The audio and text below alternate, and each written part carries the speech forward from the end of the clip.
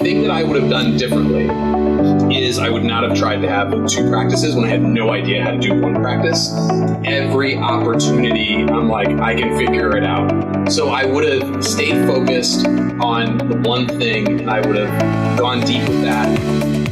Hello and welcome to the Remarkable CEO Podcast, a show dedicated to chiropractors who want to transform their job into a business so that they can have a remarkable practice as part of a remarkable life, not instead of one. With your hosts, Dr. Pete Camiolo and Dr. Stephen Franson. Hey, Remarkables, what's happening? Dr. Stephen Franson here for the Remarkable CEO Podcast. As you can see, we're on location still at ChiroFest.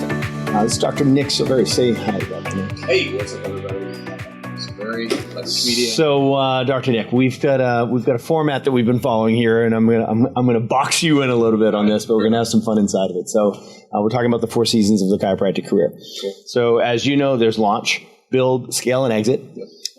You've been through all 4 seasons in different businesses. Yes. Right now you've got multiple businesses going on, but I just want to double click on the practice first. Okay. So in the launch phase of your career in your current chiropractic office, yep. What we'd like to hear is, that first year, when you were just starting out, when you're getting it off the ground, getting it started, in retrospect, in hindsight, that 2020, what would you have done differently in that first year? I would have tried not to have a heart attack from stress at the age of 30. Yes. Instead of number 1. Yeah. And that's not just a colloquialism you're using. No, that's a literal had a heart attack. Yes, from stress. I already had a practice that I bought in a small town, and I started my existing practice from scratch. That was in October, and 4 months into it, I woke up one Saturday morning and I was having chest pains. And I'm like, I didn't pay that much attention to differential diagnosis, but I'm like, that doesn't seem good, right?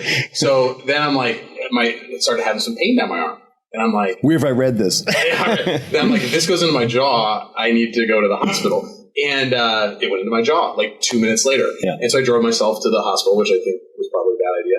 And I ended up that was on a Saturday morning. I had to cancel my Saturday morning patients. And I had to check myself out of the hospital against doctor's orders on Sunday because I had patients on Monday. Right. Well, of course. Yeah.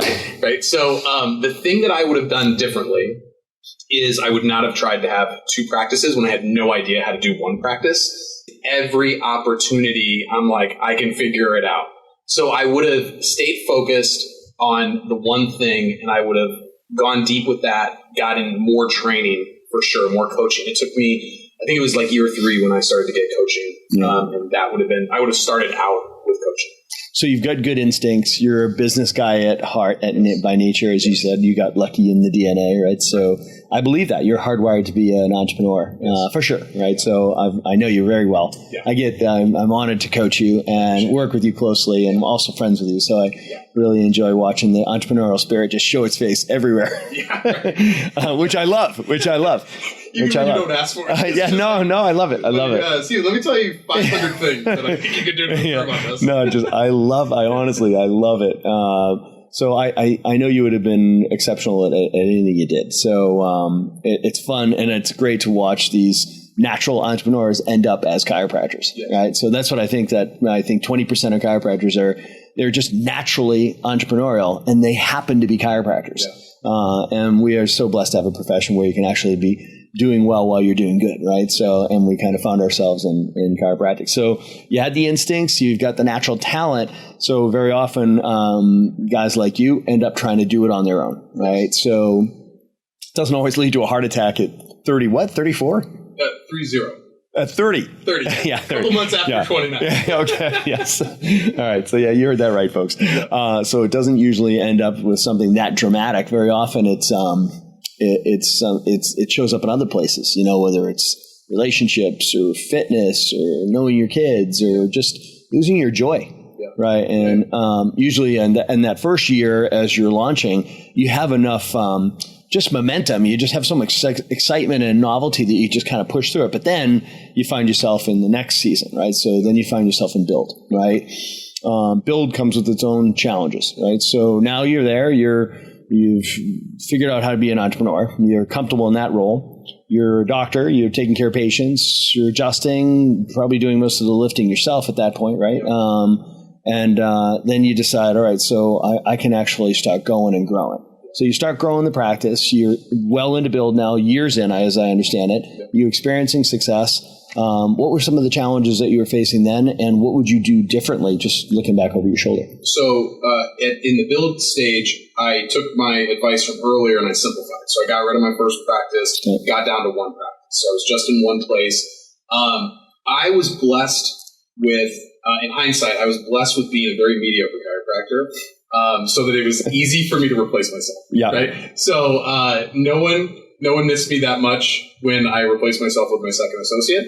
So it was easy because I've always been passionate about the business building and the marketing side of it. Yeah. And so I was 5 years in this practice. I was 4 years, 3.5 years into practice, into my second practice when I hired my second associate and stopped seeing patients to focus on the business side of it. The struggle that I had in this stage was I am not a natural born teacher. Within this podcast, I could give you the amount of training that I gave to my second associate. Right. When he started racking them and cracking them. Right. And so I did a terrible job of training them, setting expectations, and it was not great. And so that led to a lot of challenges over the next 5 years or so. The thing that I would have done differently is I would have focused more on building a team instead of just assuming that they were going to figure it out the way I figured it out. Right. So now we went right through build, jumped into scale. So now we're at scale. Okay. So which means you've got other professionals on your team that can deliver the value in your absence, right? Yeah. So we like to say scalability, which means that you're leveraging other people and systems and technology to be able to deliver more value, right? Yes. It's an amplifier. It's a multiplier, right? So that's scalability, right? Durability means that all of that can happen even in your absence. Yes. Right. And I know that you really, you began with that end in mind. You knew that you wanted to do things for chiropractic with chiropractors outside of your practice and serve chiropractic on a different level. Like you said, your passion is marketing. Yes. So talk to me about that. You knew that to begin with before you even brought in associate doctors. What was the big idea there? My main core value is freedom. And when I was laying in the hospital bed at 30, I was like, I love chiropractic, but I'm not willing to die in my 30s from the stress of dealing with, and the stress that I was feeling was that I'm not very good at multitasking. So I loved seeing patients, but then it was really hard for me to take the doctor hat off and put the business hat on. Mm-hmm. I could either be the doctor or I could be the business person. And so I made a commitment then that I was going to start to get help. And so I got my first associate a few months later, and then I hired my second associate about a year and a half after that. Right. So that was really the moment where I realized that I needed to just focus on the things that only I could do and find people that were more passionate about treating patients on a daily basis. Because for me, I get a lot of stress from if I have to physically be in a place every single day against my will sometimes. Yeah. That's not my favorite thing in the world. So that was kind of the idea. And then when I hired my first, so I like to do the things that I'm really good at. And I like to put people in position to do the things that they're really good at. So it's easy for me to delegate things I don't like doing. It's harder for me to delegate things that I do like doing, which is most people, I would imagine. Marketing is something that I like doing. The problem is I'm a visionary, not an integrator or implementer. Yeah. So I hired my first marketing director in 2015, and all of a sudden the light bulb went off. I'm like, oh my God. Things started happening. My ideas were just because she is a natural born implementer. Right. And all of a sudden things were happening. And I'm like, this is what chiropractors need. They do not need me to teach them another course on how to do this thing. They need me to do it for them. Right. And so before all of these Facebook ad experts came around and bombarded your newsfeed, I came up with the idea that we should be doing a done-for-you service for chiropractors for things that they were never going to do on their own. So I'm a big believer in content marketing, this podcast. Yep. And this was where I was Gary Vee is my business idol, and he really pushes give value, give value, give value. And so we started a content marketing strategy, and it's evolved quite a bit over the years. But now we do it for other chiropractors, and we're able to introduce chiropractic to way more people than I could from my brick and mortar in Springfield. So it's Leverage Media. Leverage Media is the name of the company. The content marketing strategy, when people hear that, that's kind of an insider language for the marketing world. But, unpack that a bit. When you say content marketing, people hear Facebook ads. Most chiropractors, there's a continuum here of what they understand. We have extraordinary fluency on one end of the spectrum, and then, I don't even have a Facebook ad. I don't have a Facebook account on the far end. So when you say content marketing strategy, what does that mean? So if you think of marketing as, if you've ever heard of a marketing funnel is wide at the top and narrow at the bottom. So everyone that doesn't know that your practice exists is outside of this funnel. The only way that they can get into the funnel is if they become aware. So I'll use spinal screenings as an example of, because that is content marketing, right? So there's a bunch of people at a home show walking by. Those people are outside the funnel. They pass your booth and they look at it. They are now aware that you at least exist. They are now in the marketing funnel. You have a greeter out in there saying, "Hey, would you like to get your spine checked?" Right? The ones that have no interest, they just keep passing by. The ones that engage move to the next stage of the funnel. It's narrower because there's less people at this stage. Those people say, "Yes, I would like to," right? Those people then do the screening. Some of those people are like, I'm good when you make them the offer. Others say, "Yes, I'd like to schedule an appointment." That is the conversion piece. That is where they become a potential new patient. And at the bottom of the funnel is where people come into the office. So what we do on the digital side of it is all those things, lunch and learns, dinner talks, spinal screens, the things that you have to physically go and do, and they are very unleverageable and unscalable. Social media has become the world's biggest spinal screen. Everyone is on Facebook. Everyone is on Instagram. Everyone is on YouTube. Everyone's spending their time there. Mm-hmm. Everyone's using Google to search. So what we do is we create content that will get in front of people when they're spending time on the platforms like Facebook and Instagram. And there will be content available when they're searching for solutions like YouTube and Google. So we help doctors create videos and blogs to create awareness about their practice and what makes their practice special. And then we utilize lead generation, Facebook ads, Instagram ads, Google ads, all those things that turn people into patients. We're trying to merge the two of create good content, create good value for your potential patients and your community, and eventually turn those into people coming through your door that are going to act more like referrals than just somebody who saw a random $29 offer on Facebook.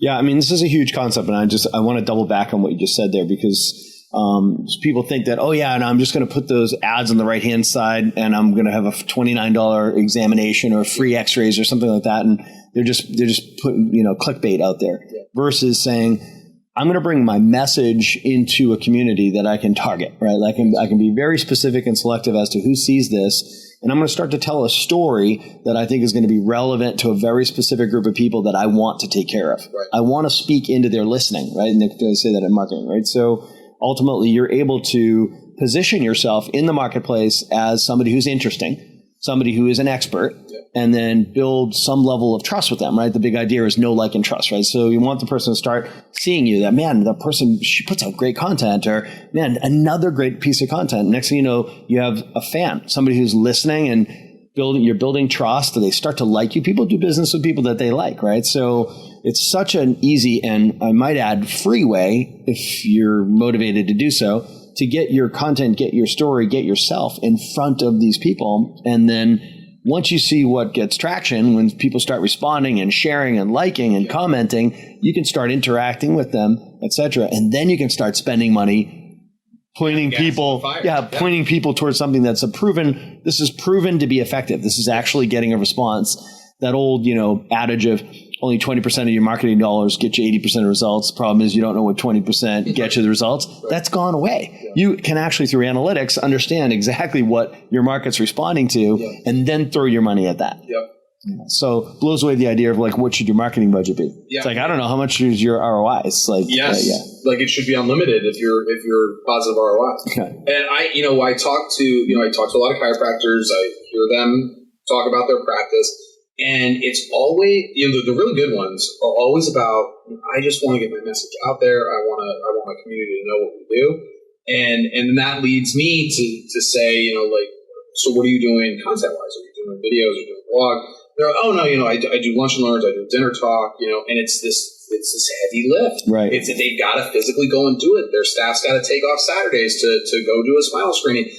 And I'm like, if you truly are trying to get a message out there, you have to deliver the message in the platform that people are consuming content.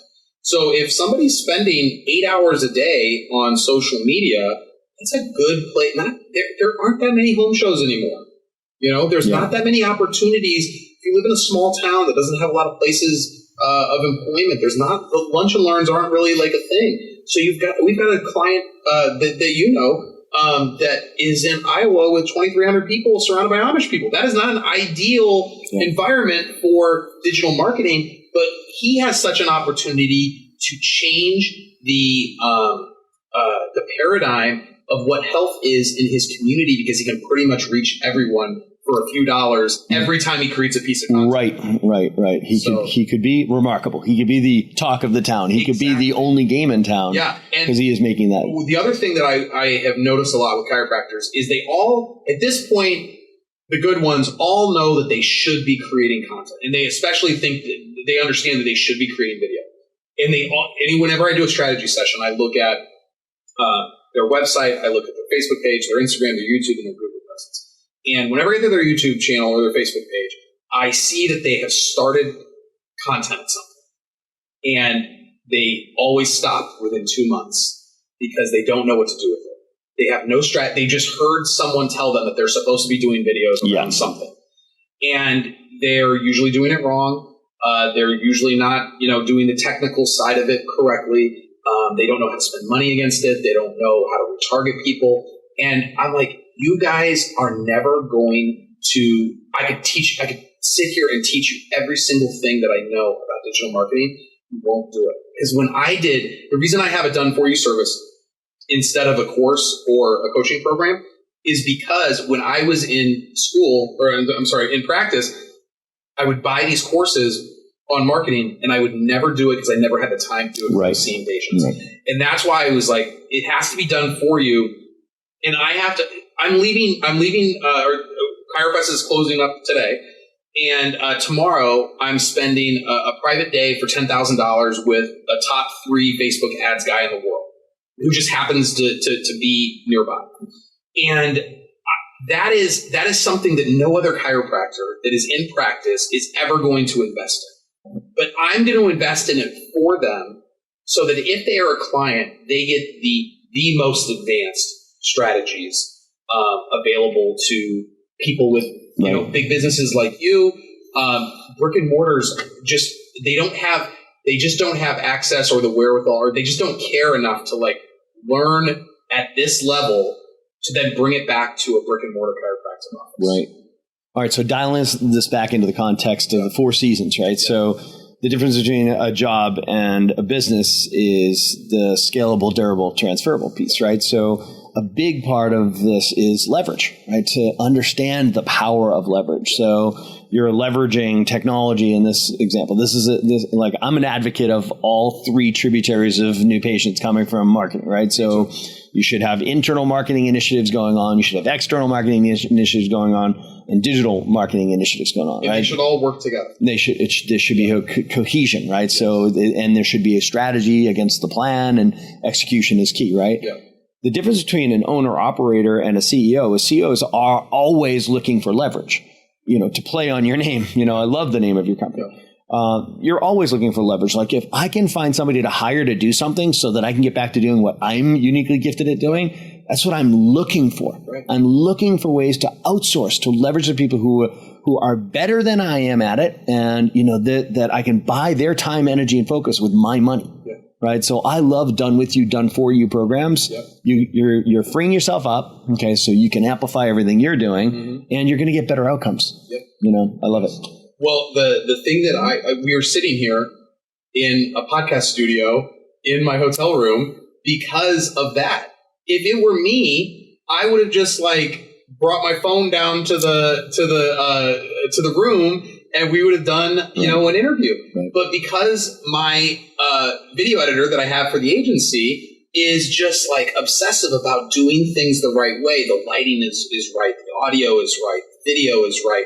And if I were to do it, I don't care enough about those details. Right. The quality would suffer. That's right. Right. That's so in any business that I have, and I'm getting better at just starting it this way instead of learning the hard way. In any business that I have, I am just going to do the stuff that gives me energy throughout the day as much as humanly possible, because I want to end up with more energy. I work till midnight most days. Right. I mean, it's fun for me. Right. Business is a great time. But if I had to do a bunch of stuff that I am not equipped to do or that I do not enjoy doing, I would be taking a nap at 2 p.m. Yeah. Now, I'm also an advocate of taking naps at 2 p.m. because there's your halfway point in your day. But the Chirofest, for example, the thing I am really good at is creating relationships, trying to provide value for other people and trying to help and just hanging out with your friends, right?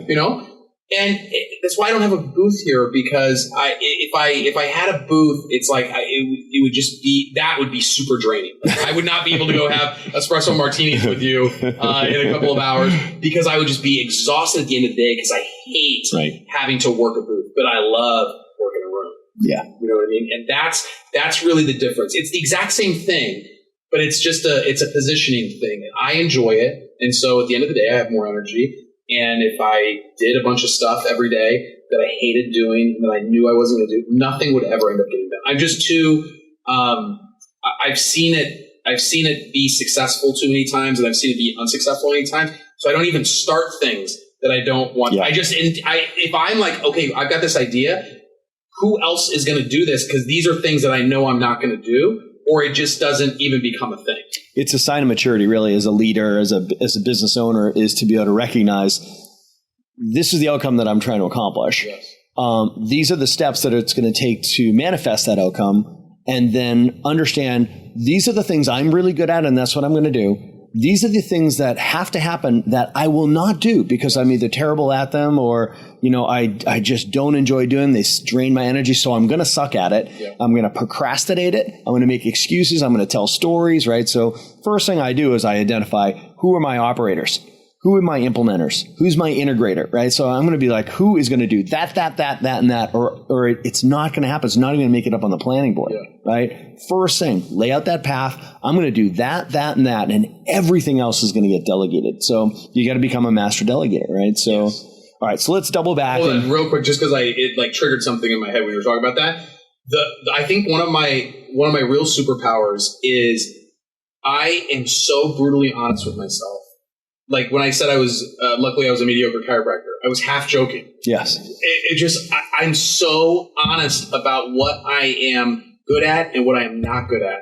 And I think a lot of times people, I was talking to somebody about this, but they build their jail cells around them like a block. They're like, God, I hate this. Yeah. I hate this. And they just keep building and building. And I'm like, but you just said you hated it. Why are you still doing it? And I'm like, it's just, to me, I will always give up profit. I will always give up time. I'm so hungry for the things that I enjoy doing that I don't know if it was because of the heart attack or it's just it's become easier as I focus more on those things. But man, being honest with yourself is having I love that. Radical candor inside of your own head. Are you really going to do this? Right. And if you lie to yourself 3 years from now, you're just going to be miserable even if you're successful. No, I love that. That's a nugget. And this is values-based decision-making at its best, right? So you recognize that freedom is your primary core value. We share that, right? Yeah. So freedom, peace of mind, abundance, significance, contribution. That just is my filter to make my decisions as to how do I spend my time, energy, and focus and money. Yeah. That's what your core values are for. And like you said, you're happy to spend your money to buy somebody else's time, energy, and focus to free up yours. Right. So, all right. So to recap, just to double back on this, I love this. This is very contextual for what we're teaching, because what you've done is you started a chiropractic business in launch. You took it through build success. As you were building momentum, you recognized you had a calling to create something else to serve chiropractic on a higher level, on a more global, scalable way. That was following your core values of freedom and passion. Let's not act like this is scalable. This is very unscalable the way that I do this, because it's being done the right way. Hopefully, eventually we'll figure out how to scale it. I was going to say, this business leverage is in launch, right? Yes. And it's going into build now, into the build season, right? So you've got two businesses that are running not parallel, they're in succession, right? So you had to take your chiropractic practice to the place where it was truly scalable. Yeah. So it was scalable and durable, right? The durability is being proven because you're not in there, and it's still 3 hours away. You're 3 hours away from your practice, so you achieved scalability, then durability, which freed you up to launch another business. And now this business is in build, soon to go into scale, right? So this is a perfect illustration of these 4 seasons as this natural progression of the chiropractic career or any entrepreneurial career. Yeah, I am not. This is one thing. I create babies. Like these businesses become like my children. I don't have my own children, so these businesses and the dogs are my children. So but I like the option to be a exit. Like I don't think I'll ever exit my office just because it is so it's so well run. I have such a good team. But I always want to have the option. Just like when people talk to me about how did you do that? How did you get into practice? I would still want to see patients. That is your choice. But right now you do not have a choice. You have to show up on Monday. Yeah. There's a difference between getting to see patients and having to see patients. And we all know the difference, right? Yes. Yeah. So, all right. Everyone in this conversation does. Everyone in this conversation. I think sometimes people do not know the difference. Yeah. Just the getting to and having to. All right, folks. So, what you've heard here is just a great success story, and it's unfolding. So we're excited for you, Dr. Nick. Pleasure working with you, and thank you for being such a great illustration of this progression. Yeah, I appreciate it. You're one of my favorite people, if not the favorite person in chiropractic. And the Remarkable CEO program, I'm so excited to just crush it through all of these stages, and I just love being Thank you, brother. Thanks for listening to this episode of the Remarkable CEO Podcast. Remember, what the world needs now is chiropractic, and what chiropractic needs now is more successful chiropractors. If you like this podcast, please subscribe, share with a friend, and leave us a review. And if you'd like to connect with us personally, direct message us on Facebook, LinkedIn, or Instagram. Now go and be remarkable.